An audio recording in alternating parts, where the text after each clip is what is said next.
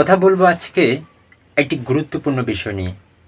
গুরুত্বপূর্ণ বিষয়টা হচ্ছে ঢাকা বিশ্ববিদ্যালয়ে সংগ্রহ করা গণত্রাণ কর্মসূচি নিয়ে। দেখেন, বাংলাদেশের ফেনী, কুমিল্লা, নোয়াখালী, লক্ষ্মীপুর সহ কিছুদিন আগে বিরাট একটা বন্যার দুর্যোগ গিয়েছে। যে বন্যার কারণে লক্ষ লক্ষ মানুষ তাদের বাসস্থান হারিয়েছে, অনেক ক্ষতির সম্মুখীন হয়েছে। সদ্য স্বৈরাচার মুক্ত বাংলাদেশে এমন ক্রান্তিকাল আরেকটা মুহূর্ত তৈরি হয়ে যাওয়া, এটি একটা চ্যালেঞ্জের বিষয়ে দাঁড়িয়েছিল।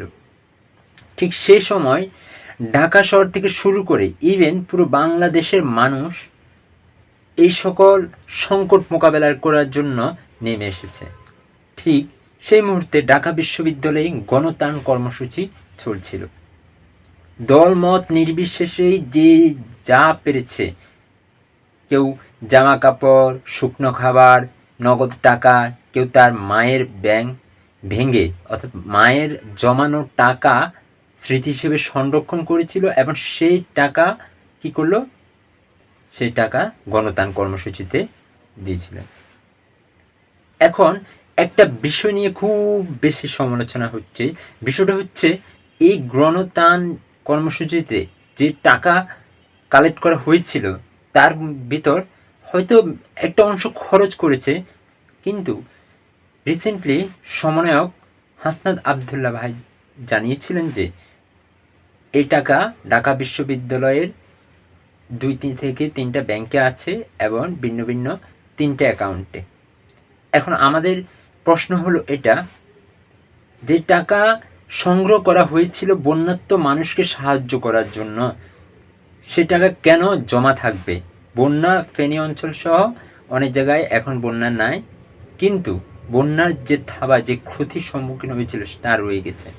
সে সকল মানুষকে উচিত ছিল যে সে সকল মানুষের কি করা, পুনর্বাসনের ব্যবস্থা করা। মানুষের ঘর বাড়ি ভেঙে গিয়েছিল, সেই ঘর বাড়িতে এই টাকা ব্যয় করা।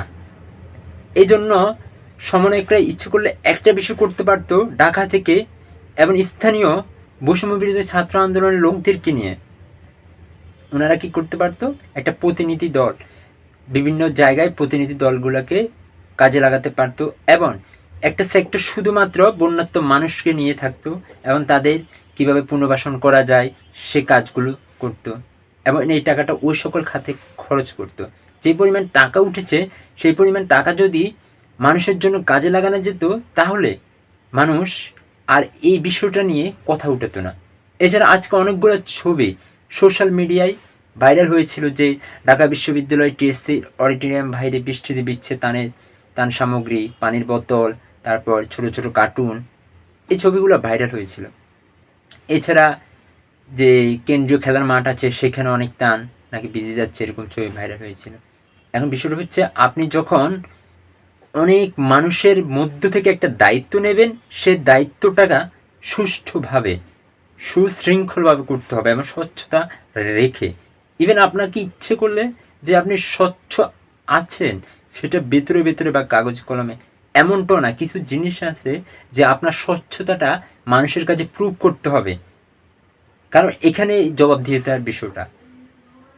এই যে আজকে মানুষ কথা উঠাচ্ছে যে তানের টাকা এই করা হচ্ছে, তানের টাকা ওই করা হচ্ছে, আসলে বিষয়টা হচ্ছে প্রশ্ন থেকেই যায়, কেন তানের টাকা খরচ হচ্ছে না, কেন ব্যাংকে জমা আছে? এই টাকা তো বন্যার্ত মানুষকে সাহায্য করার জন্যই, তাহলে এই টাকাটা কেন খরচ করা হচ্ছে না? টাকা তো শেষ হয়ে যাওয়ার কথা, এবং টাকাটা ভালোভাবে খরচ করে একটা নির্দিষ্ট ডেটাবেস তৈরি করা, একটা অডিট প্রকাশ করা, কোন কোন খাতে খরচ হয়েছে, দ্যাটস এনাফ।